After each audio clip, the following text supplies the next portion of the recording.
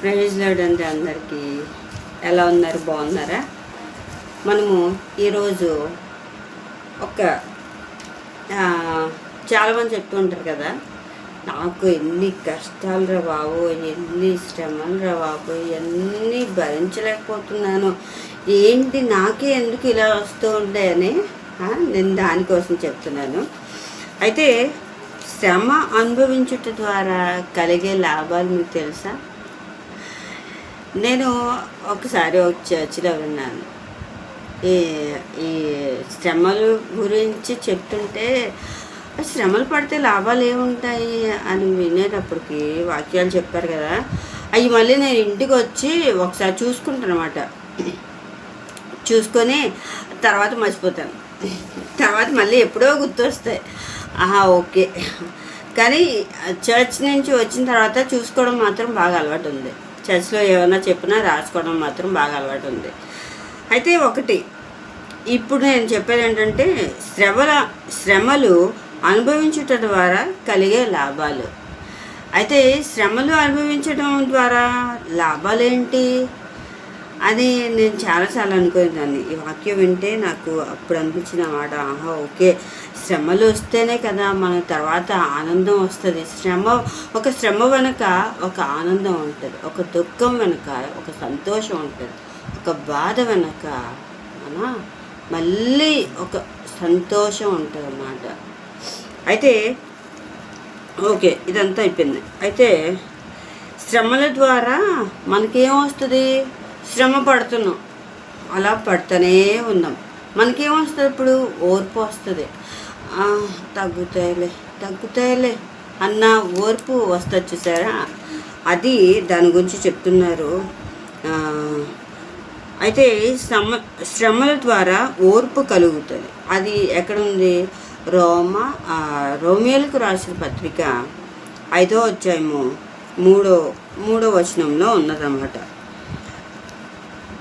అది అంతేకాదు, శ్రమ ఓర్పును, ఓర్పు పరీక్ష నిరీక్షణను కలుగు చేయనని ఎరిగి శ్రమయందు అతిశయపడుము. నేను ఈ వాక్యం చదువుతున్నప్పుడు నాకు ఒకటే గుర్తు వస్తుంది. ఏంటంటే శ్రమ అంటే ఏదో పెద్ద శ్రమ కాదండి. మాకు జ్వరం వచ్చినా అది శ్రమే, మనకి ఏదన్నా కొంచెం కాలు బెనికినా అది శ్రమే, అది శ్రమతోనే లెక్క. అయితే ఒకటి, నాకు ఏమైనా ఫీవర్ వచ్చినా, నాకు ఏమన్నా కష్టం వచ్చినా, నాకు ఏమైనా శ్రమ అంటే ఏమన్నా చిన్న భర్త చాలా ప్రేమగా చూసుకున్నా అప్పుడప్పుడు కొన్ని బాధలు వస్తూ ఉంటాయి చూసారా. అయ్యో నా మాట వినట్లేదు, అలాగా అని ఏదో అనుకుంటుంది సార్. ఒక బాధ కూడా పడని ఆడది ఉండదు పెళ్ళి మ్యారేజ్ లైఫ్లో. అలాంటి టైంలో నాకు అనిపిస్తుంది, నేను అనుకుంటాను అన్నమాట, ఓకే నాకు ఈ శ్రమ వచ్చింది కదా, నేను వెంటనే బిర్యానీ చేసుకొని తినాలి. నాకు అది అలవాటు అనమాట. నాకేమన్నా మా డాడీ చిన్నప్పుడు ఏం చేసేవారు, నాకు జ్వరం వస్తే వెంటనే హాస్పిటల్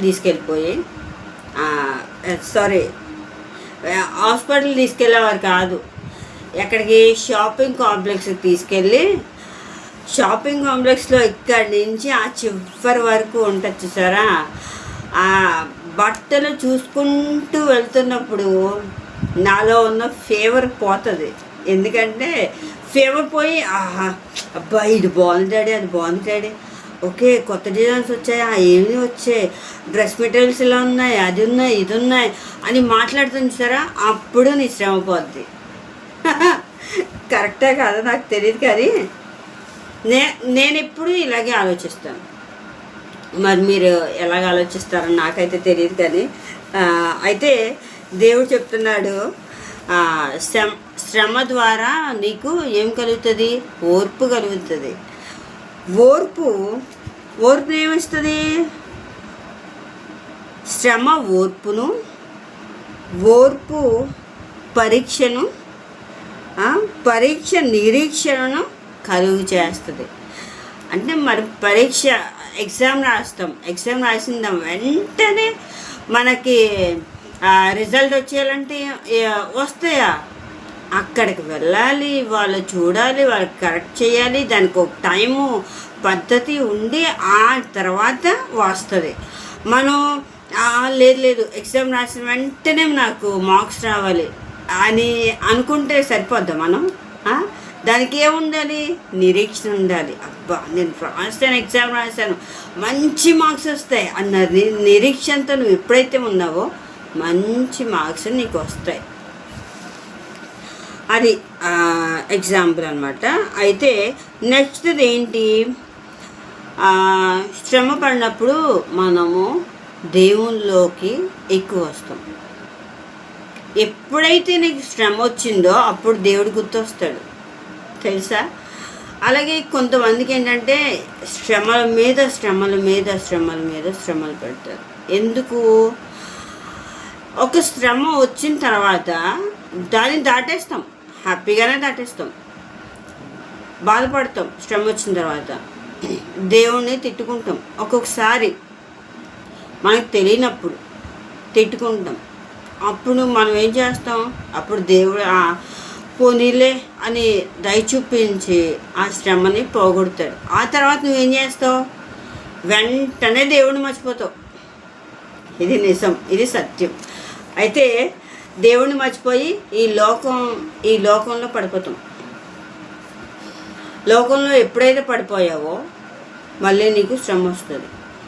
మళ్ళీ దేవుడి దగ్గరికి వెళ్తావు, మళ్ళీ దేవుడు తగ్గిస్తాడు, మళ్ళీ వెళ్తావు లోకంలోకి, మళ్ళీ వస్తుంది. అలాగా కాకుండా శ్రమ పడినప్పుడు మనము క్రీస్తు వారసులు అవుతాం. అంటే దేవుని వారసులు అవుతాం అన్నమాట. ఓకే, దేవుని వారసులు అవుతాము. అది రోమీయులకు రాసిన పత్రిక 8వ అధ్యాయము 17వ వచనంలో ఉన్నది. మనము పిల్లలమైతే వారసులము, అనగా దేవుని వారసులము, క్రీస్తుతో కూడా మహిమ పొందుటకు ఆయనతో శ్రమ పడిన ఎడల క్రీస్తు తోడి వారసులము. అయితే మనం ఎప్పుడైతే శ్రమ పడుతున్నప్పుడు దేవుని దగ్గరికి వెళ్తామో దేవుడు అప్పుడు మనకి కళ్ళు విప్పుతాడు. మీకు ఎలా చెప్పాలో నాకు అర్థం కాలేదు, కానీ నేనేమన్నా తప్పు మాట్లాడుతుంటే నన్ను క్షమించండి. ఏమన్నా దీంట్లో తప్పులు ఏమైనా ఉంటే నాకు మెసేజ్ చేయండి, నేను చూసుకుంటాను. అయితే శ్రమ పడుతున్నప్పుడు మనకి కళ్ళు ఓపెన్ చేస్తాడనమాట. శ్రమలో నేను కొన్ని పాయింట్స్ చెప్తాను. మనకి శ్రమ వచ్చిందంటే మన దగ్గర ఉన్న మనం బాగుంటున్నప్పుడు చాలామంది ఉంటారు. మనకి శ్రమ కష్టాలు వచ్చినప్పుడు ఏమవుతుంది? ఫ్రెండ్స్ తగ్గిపోతారు, చుట్టాలు తగ్గిపోతారు, మనం మాట్లాడే మంచి స్నేహితులు కూడా కొంతమంది దూరం అయిపోతారు. అదే నిజమైన ఫ్రెండ్స్, నిజమైన బంధువులు ఏం చేస్తారు? అయ్యో తనకు శ్రమ వచ్చిందని పక్కన తోడుగా నిలబడతారు. ఫ్రెండ్స్ మనకి సహాయం చేస్తారు, చుట్టాలు మనకి దగ్గర అవుతూ ఉంటారు. అది దేవుని కృప. ఎందుకంటే దేవుల్లో ఉన్నప్పుడు దేవుని శ్రమ పొందుతున్నాము అంటే ఆయన వాళ్ళ వారసులుగా మనతో కొంతమందిని ఆయన ఉంచుతారనమాట.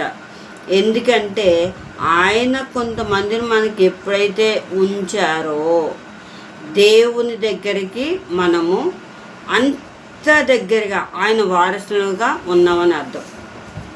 కరెక్టా కాదా చెప్పండి? ఎందుకంటే మనం లోకంలో ఉన్నప్పుడు చాలామంది ఫ్రెండ్స్ ఉంటారు, మా కష్టంలో ఉన్నప్పుడు నిజమైన స్నేహితులు, నిజమైన ఫ్రెండ్స్ అన్నమాట. అయితే సరే, ఇప్పుడు దేవుని వారసులం అయిపోయాం కదా. దేవుని వారసులం అయిపోయిన తర్వాత అప్పుడు ఏం చేస్తాం, దేవుని దగ్గరికి వెళ్ళి దేవునితోనే ఉంటాం. అప్పుడు మనం ఒకటి చెయ్యాలి. ఏం చెయ్యాలి? మనము దేవుడి నుంచి విడిపోకూడదు. ఇక్కడ త్రోవ విడిచి పోరు. మనం ఎప్పుడైతే మనం దేవునిలో అలా వెళ్తున్నామో, మన తోడు కూడా మనతో ఉండే వాళ్ళు, అంటే దేవుడు కొంతమందిని ఇస్తారన్నాను కదా, వాళ్ళు కూడా దేవునిలో ఉండి దేవుని మాటలు చెబుతూ మనల్ని ఒక త్రోవలో నడిపిస్తూ ఉంటారు. అది ఒక త్రోవ. ఆ త్రోవని మనం విడిచిపోవన్నమాట. వాళ్ళు విడిచిపోరు, మనల్ని విడిచిపోనివ్వరు. అలాంటి వాళ్ళని మనకు పెడుతూ ఉంటారు అన్నమాట. అయితే త్రోవ విడిచిపోరు. ఇది కీర్తనలు 119:67 ఉన్నది. మనం చదువుకుందాం. శ్రమ కలుగక మునుపు నేను త్రోవ విడిచి తిని, ఇప్పుడు నీ వాక్యమును అనుసరించి నడుచుకొనుచున్నాను. శ్రమ కలిగినప్పుడు త్రోవ విడిచాను యేసయ్యా. ఓకే, శ్రమ కలిగినప్పుడు నేనేం చేశాను? త్రోవ విడిచాను, నిన్ను మరిచిపోయాను. నాకు శ్రమ అది పడిపోయినప్పుడు తెలుస్తుంది మనకి. ఇప్పుడు నీ వాక్యమును అనుసరించి నడుచుకొంచున్నాను. నాకు శ్రమ పోయింది, నేను నీ వాక్యాన్ని అనుసరిస్తున్నాను. ఇంకా నాకు ఎటువంటి శ్రమ రాదు, ఎటువంటి బాధ రాదు. అయితే ఆయన వాక్యం మన హృదయంలో ఉంటే, ఒకటి చెప్తారు చూసారా, అది కీర్తనలో ఉంటుంది. కీర్తన కాదు, సామెతల్లో ఉంటుంది. సామెతలు 3వ అధ్యాయంలో ఉంటుంది. చెప్తాను. ఆయన ఏమంటారంటే, నీ హృదయం అనే పలక మీద వాటిని రాసుకును. మీకు నేను చెప్పడం కన్నా వాక్యం తీసి చూపిస్తాను అన్నమాట. ఎందుకంటే బైబిల్లో ఉన్నది చెప్తూ ఉంటాను. నా సొంత వాక్యాలు అయితే కాదండి ఇవన్నీ.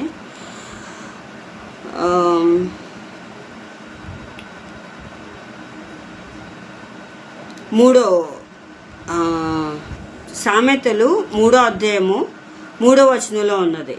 దయను సత్యమును ఎన్నడూ నిన్ను విడిచిపోనీయకుము, వాటిని కంఠభూషణముగా ధరించుకొనుము, నీ హృదయం అనే పలుకు మీద వాటిని వ్రాసుకొనుము. అంటే మనము దేవుని వారసులము కాబట్టి, దేవుని వారసులము, దేవుని వాక్యము మన హృదయాల్లో నాటుకొని మన కంఠభూషణముగా అది ఎప్పుడైతే ధరిస్తున్నామో మనకి శ్రమ అనేది రాదు, బాధలు రావు, కష్టాలు రావు, ఏది రాదు. దేవుడిని మన పక్షాన్ని ఉన్నప్పుడు మనకి విరోధి ఎవరు అని దేవుని వాక్యంలో ఉంది. అయితే దేవుని వాక్యము మనకి ఎలాగైతే చెప్తుందో మనం అలా నడుచుకున్నట్లయితే ఆయన కృప మన వెంట నిరంతరము అలాగొస్తూనే ఉంటుంది. మనకి శ్రమ అనేది రాదు, మన తోడుంటాడు. మన చీకట్లో అంధకారంలో ఎక్కడికి వెళ్ళినా మనకి భయము రాదు. ఎక్కడికి వెళ్ళినా ఎప్పుడు రాని మనం ఎంత ప్రయాణం చేసినా సరే మనకి అలసట రాదు, దిగులు రాదు. అమ్మో ఇంత చీకటి అయిపోయింది, నేను వెళ్తానా, ఇంత చీకటి అయిపోయింది కదా, నేను ఏంటో అలా వెళ్తున్నాను, కాకపోతే నాకు ఏమైనా అవుతుందా ఏంటి అనే భయం కూడా ఉండదన్నమాట. ఎంత చీకట్లో అయినా, ఎంత అంధకార శక్తుల్లో అయినా సరే మనం చక్కగా వెళ్ళిపోతూ ఉంటాం. ఈ పక్కన సాతాను ఉన్నా సరే చక్కగా వెళ్ళిపోతాం, మన హృదయంలో దేవుడు అనేవాడు ఉంటే. అందుకని మనం దేవునితో ఉందాము, దేవునితో నడుద్దాము. శ్రమలు అనుభవించడం ద్వారా కలిగే లాభాలు మనం చూసుకున్నాం కదా. అయితే శ్రమలు మనకి రావడం మంచిది. ఆ శ్రమల్లోనే మనకు ఓర్పు, మనకి దయను, సత్యమును అన్నీ చూపిస్తుంది. నిజమైన స్నేహితుడు ఎవరో, నిజమైన చుట్టాలు ఎవరో, నిజమైన వ్యక్తులు ఎవరో మనకి తెలియచేస్తుంది. అందుకని మనము శ్రమల గుండా వెళ్దాము. శ్రమల్లో దేవుని తిట్టుకోవద్దు, ఎవరిని తిట్టుకోవద్దు. నీ శ్రమ నువ్వు సంతోషంగా అనుభవించండి. దేవుడి చిన్న వాక్యాన్ని దేవుని దీవించిన గాక. మిమ్మల్ని అందరినీ దేవుడు ఆశీర్వదించి దీవించును గాక. ఆమేన్, ఆమేన్, ఆమేన్.